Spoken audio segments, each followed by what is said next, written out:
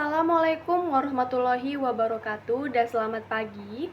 Perkenalkan, nama saya Amanda Cahya Amalia dari program studi Administrasi Publik dengan NIM 251701. Di sini saya akan membahas mengenai webinar transformasi birokrasi, harmonisasi kebijakan pusat dan daerah yang disampaikan oleh Bapak pemateri kita, yaitu Bapak Dr. Henry Sanopaka, SOS MPM. Dengan begitu saya mengambil dua subtema.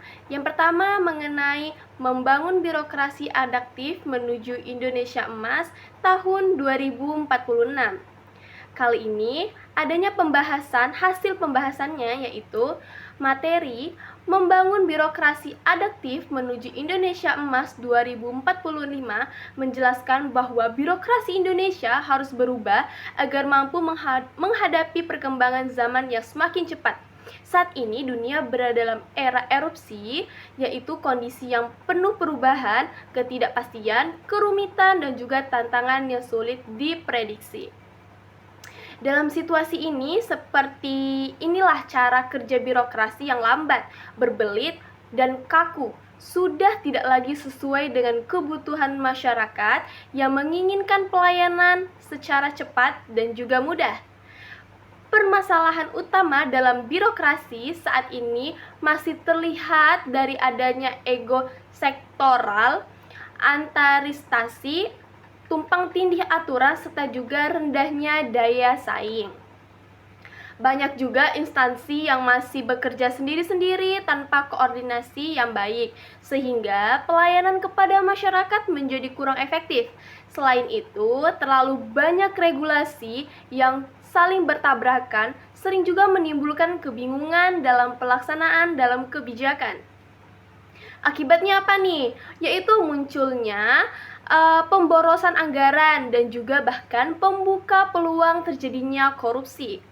Untuk mengatasi dalam permasalahan ini, pemerintah terus melakukan reformasi birokrasi yang menjadi bagian terpenting dalam perjalanan menuju Indonesia Emas pada tahun 2045. Perjalanan ini dimulai dari penguatan fondasi reformasi birokrasi, kemudian kelembangan berkelas dunia sehingga saat ini memasuki tahap integrasi ekosistem dalam digital. Nah, secara keseluruhan informasi birokrasi yaitu merupakan kebutuhan yang tidak lagi ditunda.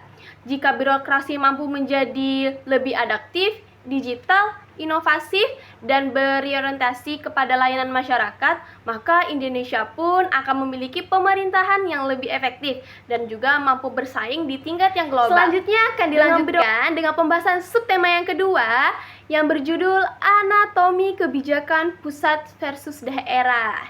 Kalau kita perhatikan nih, urusan birokrasi di Indonesia itu masih sering banget dibikin elus dada. Mau dibikin izin dibuat pusat katanya boleh, pas dibawa ke daerah katanya nggak bisa. Nah, di slide presentasi yang sudah Bapak jelaskan, sudah dibongkar habis-habisan oleh anatomi. Kenapa masalah ini bisa terjadi terus-menerus. Nah, berikut adalah hasil pembahasan yang dapat saya ringkas. Yang pertama itu ada katanya penyakit atau kegemukan aturan atau obesitas regulasi. Masalah pertama kita itu adalah jumlah. Bayangin per Oktober 2017 aja mantan Presiden Jokowi pernah menyebut kalau Indonesia punya 42.000 lebih aturan, itu baru tahun 2017 loh. Kebayang nggak sih sekarang numpuknya gimana? Nah, kondisi ini disebut obesitas regulasi. Dampaknya nyata banget nih. Yang pertama itu adanya hukum.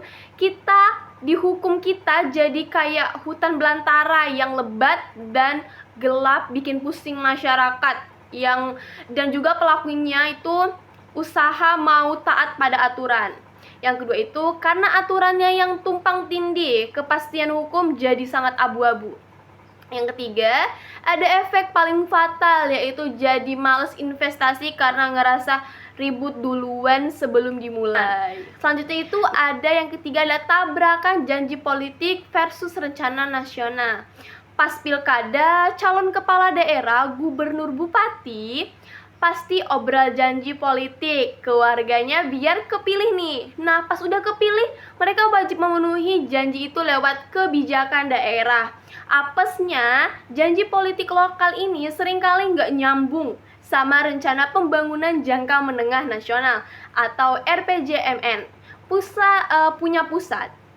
Begitu juga nggak sinkron program-program yang strategis memiliki negara seringkali mendadak karena ya perdanya itu adalah kesimpulan dan juga benang merah. Intinya dari materi ini adalah harmonisasi penyelarasan.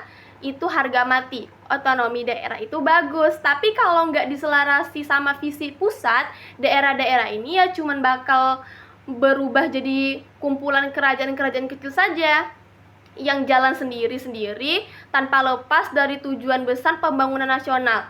Tugasnya berat birokrasi zaman sekarang adalah merapikan benang kusut aturan ini biar jadi satu jembatan kebijakan yang kokoh dan juga searah. Sekian pembahasan dari saya. Wassalamualaikum warahmatullahi wabarakatuh.